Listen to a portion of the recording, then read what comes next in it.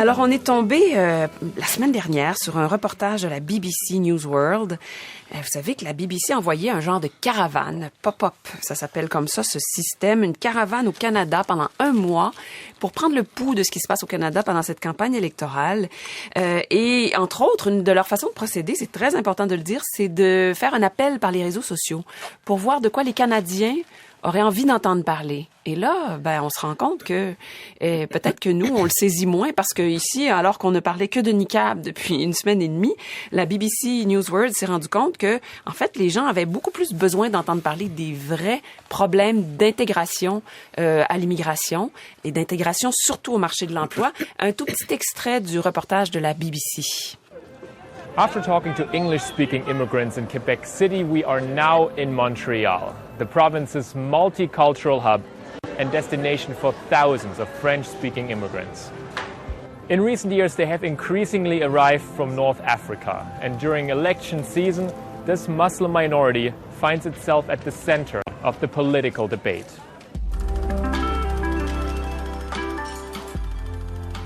Alors, c'est simplement l'introduction qui met la table en disant que oui, les musulmans se retrouvent au centre d'un débat électoral, mais après, justement, on va préciser que ce qui les inquiète beaucoup plus, c'est cette question de l'emploi, pour toutes sortes de raisons. Alors, on a décidé d'en parler ce matin en réunissant d'une part Haroun Boisy, bonjour. Bonjour. Co-président de Hamal, l'Association des musulmans et des arabes pour la laïcité au Québec. Pascal Chanou, bonjour. Oui, bonjour. Elle est coordonnatrice des volets employabilité et régionalisation de l'immigration pour une table de concertation des organismes qui s'occupent justement de personnes réfugiées et immigrantes. Et Rachad Antonius, bonjour. Bonjour. Professeur de sociologie à l'UQAM. D'abord, c'est un problème, là, ça nous réveille que la BBC en parle, mais c'est un problème qui commence à être assez bien documenté, là, cette espèce de discrimination à l'emploi. Entre autres, à l'UQAM, Rachad Antonius, il s'en est fait des études très concluantes et un petit peu alarmantes sur le sujet. Oui, mais les chiffres les plus concluants, les plus alarmants sont ceux de StatCan, du dernier recensement, qui montre que pour certaines populations, en particulier pour les Maghrébins, le taux de chômage est comme 3 fois plus que le reste de la population. Donc, effectivement, il y a beaucoup d'études alarmantes là-dessus. Mais ça, c'est un vieux débat. C'est-à-dire que toujours les populations immigrantes ont des priorités immédiates. Et puis, la société d'accueil, il y en a d'autres. Et une des choses qu'on peut dire, c'est que la voix des communautés immigrantes est très peu écoutée et que les problèmes sont cadrés, sont pensés en termes des priorités de la majorité et qu'on oublie les priorités des gens qui sont nouvellement arrivés. Mais Haroun Boisy, à partir du moment où on constate qu'il y a quand même en ce moment beaucoup de discussions publiques autour de la place qu'on fait aux immigrants et des fois des points d'inquiétude, on se dit mais il faudrait s'en occuper puisque ça génère cette discussion publique et qu'il y a de l'inquiétude qui peut déboucher sur des comportements un peu xénophobes. Là. Ça devrait devenir une urgence. Là.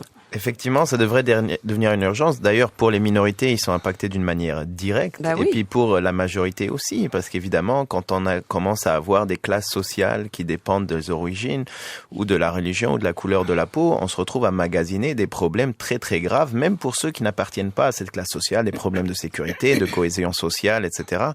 Et donc, il serait important de mettre ce débat-là à l'avant. Les politiciens, d'ailleurs, en sont conscients. Moi-même, j'ai rencontré des politiciens de tous les paliers, dans des galas, dans des réunions de travail, etc. Et ils sont très très conscients des problématiques. Le problème, c'est que ce n'est pas des problématiques qui leur permettraient d'être élus, étant donné que les minorités en question sont effectivement des minorités, donc c'est pas un gros bassin d'électeurs, et ils se gardent bien d'agir ou d'apporter des solutions, ou de mettre le débat. Si la tension sociale monte, à un moment donné, ça peut devenir un soulagement pour tout le monde si on agit, non? Absolument. Ceci étant dit, les solutions aujourd'hui, des fois, sont des solutions sécuritaires, malheureusement. Ben oui. Donc, effectivement, on n'est pas en train de prévenir. Alors, tournons-nous justement vers ce qui se fait. Pascal Chanou, ce qui me frappe beaucoup, c'est qu'il y en a beaucoup de programmes qui sont destinés à préparer les immigrants, à les aider à s'insérer. Alors, qu'est-ce qui cloche? Qu'est-ce qui fonctionne pas? Justement, comme disait Monsieur Antonius, on connaît bien les problèmes, là. Depuis 20 ans, ça a été documenté. Je pense que on met beaucoup le focus sur les caractéristiques personnelles des personnes immigrantes et pas assez sur les responsabilités de la société d'accueil. Alors qu'on a, nous, depuis le début des années 90, comme Québec, on s'est doté de moyens pour choisir notre immigration. Il y a à peu près 2/3 des immigrants de l'immigration qui est sélectionnée. Et il y a une entente qui nous donne les pleins pouvoirs en matière d'intégration avec 340 millions dernièrement en 2014 pour le faire. Donc je pense que la difficulté dans laquelle on est, c'est qu'on a beaucoup tablé sur la préparation des individus, l'adaptation des individus, mais on a oublié que si l'individu s'adapte, la société, elle, doit intégrer. Donc c'est une responsabilité partagée. Quand vous dites la société, parlons en fait, on parle ici de ceux qui pourraient employer des immigrants. Donc quoi, le marché du travail. Et qu'est-ce que vous voyez? Est-ce qu'il y a une distinction à faire sur le public et le privé, entre autres? Le secteur public a des politiques antidiscriminatoires qui sont très claires. Oui, mais beaucoup de recherches, Madame Chicha notamment, démontrent que on n'utilise pas le plein potentiel des programmes d'accès à l'égalité. Actuellement, si on voyait la représentation dans les organismes publics, par exemple, il y a encore beaucoup de sous-représentation, et en plus l'État dans ce domaine ne donne pas l'exemple. Donc il y a un message particulier, paradoxal si vous voulez, de la part des ministères qui se sont comme mis à part, si vous voulez, par rapport au programme d'accès à l'égalité. Rachad Anthony. Oui, moi je dirais qu'en fait le privé est en avance sur le public ce point-là, parce que il y a des raideurs, des difficultés, des critères multiples pour entrer, des examens qui ne sont pas toujours adaptés. Écoutez, prenez quelque chose de si simple, de très simple, ok? L'enseignement au secondaire des sciences. Je parle pas des autres matières, des sciences, physique, chimie, mathématiques et tout ça. Il y a des gens qui arrivent, qui ont été professeurs, qui ont une expérience de 10 ans. On leur demande de faire 4 ans, je dis bien 4 ans, pour apprendre la pédagogie. Et après, on nomme des professeurs au secondaire pour les mathématiques, par exemple, sur la base non pas de leur connaissance des mathématiques, mais de la connaissance de la pédagogie. Et c'est un problème majeur. Alors, c'est un problème pour la société d'accueil, mais c'est aussi un problème pour les immigrants. Donc, il y a des lourdeurs dans les processus de sélection, dans les critères. Vous savez, il y a un an, il y a un groupe communautaire, le Carrefour d'interculture à Laval, qui a fait un colloque là-dessus, et dont le rapport doit sortir incessamment, et qui montre qu'il y a 2 problèmes majeurs. D'abord, l'intégration au marché du travail pour les immigrants, puis des problèmes de communication.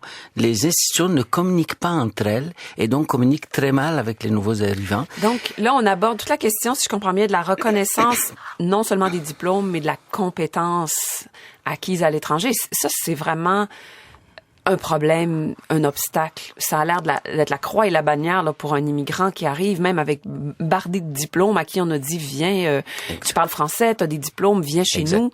Mais c'est de la fausse représentation, à la limite, Haroun Boisy? Il y a, c'est de la fausse représentation, et surtout, en fait, il y a un manque de courage politique. C'est-à-dire que quand on parle de ces questions-là, c'est des questions où il faut s'attaquer aux ordres, et on s'entend... Aux ordres professionnels? Aux ordres professionnels, donc que ce soit les ingénieurs, que ce soit les experts comptables, que ce soit les avocats, etc., etc. Et donc, les médecins, évidemment, et on s'entend que même quand on entend, soyons concrets, là, quand on entend les scandales qu'il y a par rapport au financement des partis politiques, on s'entend qu'avant de s'attaquer à un ordre de médecins pour dire va falloir ouvrir maintenant et accepter des médecins. Je vous donne un exemple, les médecins, aujourd'hui 30% des médecins en France ne sont pas diplômés de la France. Ils viennent d'Afrique du Nord. Bon. Donc la France a déjà ouvert les vannes par rapport à ça. Si on va dans les urgences en France, le diplôme algérien, marocain, etc. permet de travailler. Il est reconnu. Automatiquement. Pas automatiquement, il est reconnu pour pouvoir travailler, et ensuite il faut faire des examens pour être payé autant. Mais quand même, on peut déjà travailler. On peut au moins les exploiter en France. Ce qui est ici, les gens ils finissent conducteurs de taxi.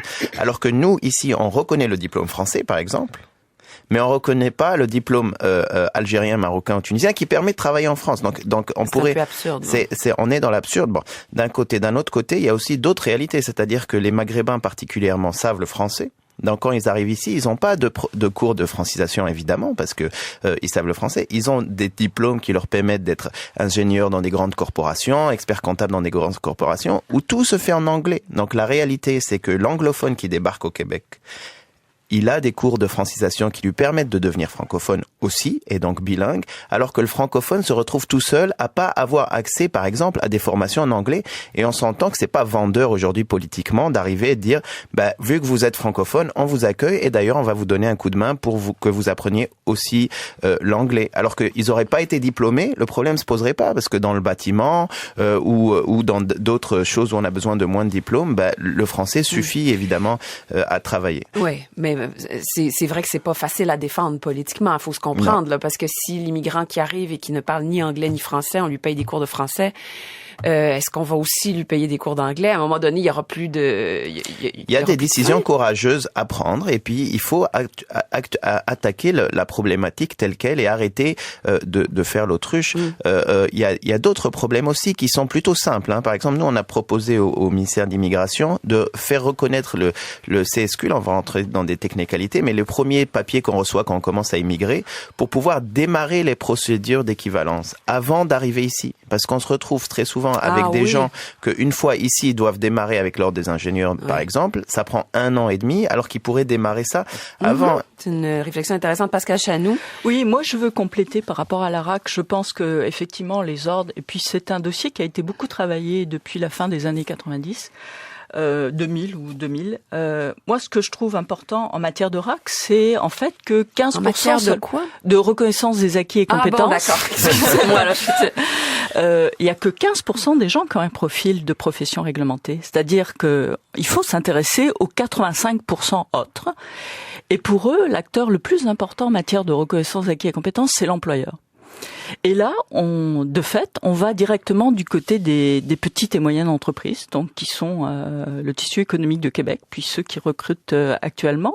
Et ces employeurs-là, en dehors de la question des préjugés et stéréotypes, ils sont pas outillés, si vous voulez, pour faire l'évaluation et la reconnaissance des compétences. Donc, il faudrait faire de la sensibilisation, carrément offrir justement de la consultation. Effectivement. Pour ce domaine-là, pour ce point-là en particulier. Et c'est ce qu'on a fait, si vous permettez, Monsieur Antonius, c'est ce qu'on a fait à un moment donné, à la fin des années 90, il y a eu un gros projet qui s'appelait le programme d'immersion professionnelle pour personnes immigrantes, où à la fois la personne immigrante et l'employeur étaient accompagnés, si vous voulez, dans la question de l'évaluation et du transfert des compétences par des organismes communautaires. Alors, la difficulté qu'on a actuellement, c'est qu'on connaît les solutions, on a étudié les problèmes, on les connaît bien, on connaît bien les solutions, on sait particulièrement c'est quoi les éléments importants dans le parcours d'intégration qui va faciliter l'intégration professionnelle, mais comme dit Haroun, il faut de la volonté politique et il faut s'attaquer, si vous voulez, aux obstacles systémiques. On arrête de mettre de l'argent uniquement sur la préparation des individus pour préparer aussi, coacher, conseiller, comme vous le dites, accompagner la société d'accueil et particulièrement, je dirais, les PME. Ouais. Rachad Antonius, allez-y. Oui. Mais brièvement, moi, je pense que l'idée d'un guichet unique, moi, je reviens là-dessus assez souvent parce que les démarches administratives que les gens doivent faire pour avoir d'une part la reconnaissance, ensuite trouver des employeurs, ensuite avoir certains permis, tout ça, c'est vraiment un fouillis. Et je pense que les gens sont déroutés par ça. Et je crois que il y a un problème de réseautage, que les gens qui arrivent n'ont pas les réseaux, et le guichet unique pourrait en partie, je dis bien en partie, compenser cette affaire-là, et ça permettrait de résoudre des problèmes. Politiquement, si on parle de réorganisation plutôt que de nouveaux programmes et de nouveaux argents, on a peut-être plus de chances d'être entendu. En tout cas, chercher plus d'efficacité, parce qu'entre-temps, en terminant, je vais juste rappeler là, une étude de Paul Haid qui est quand même pas très ancienne, pas lointaine dans le temps, et chaque fois qu'on fait ce test-là, ça se répète. À profil et à qualification égale, un Tremblay ou un Bélanger a au moins 60% plus de chances d'être invité à un entretien d'embauche qu'un Sanchez, un Ben Saïd ou un Traoré. Et ça, c'est vraiment fait de manière scientifique, c'est-à-dire qu'on envoie les mêmes CV avec 2 noms différents et on voit ce que ça donne. Et malheureusement, c'est lamentable et c'est gênant, mais le résultat, et ça, c'est des gens qui avaient le profil d'avoir tous étudié ici. Ah bon? Alors, même pas la question de la reconnaissance des diplômes étrangers. C'est simplement la prime au nom francophone par rapport au nom. Alors voilà, il y a beaucoup à faire et merci à la BBC de nous avoir réveillés là-dessus. Je vous remercie beaucoup tous les trois. Haroun Boisy, coprésident de AMAL, Association des musulmans et des arabes pour la laïcité du Québec. Pascal Chanou, coordonnatrice des volets employabilité et régionalisation à cette table de concertation, donc des organismes qui s'occupent de ces questions-là. Et Rachad Antonius, professeur de sociologie à l'UQAM. Merci tous les trois. Merci. Merci.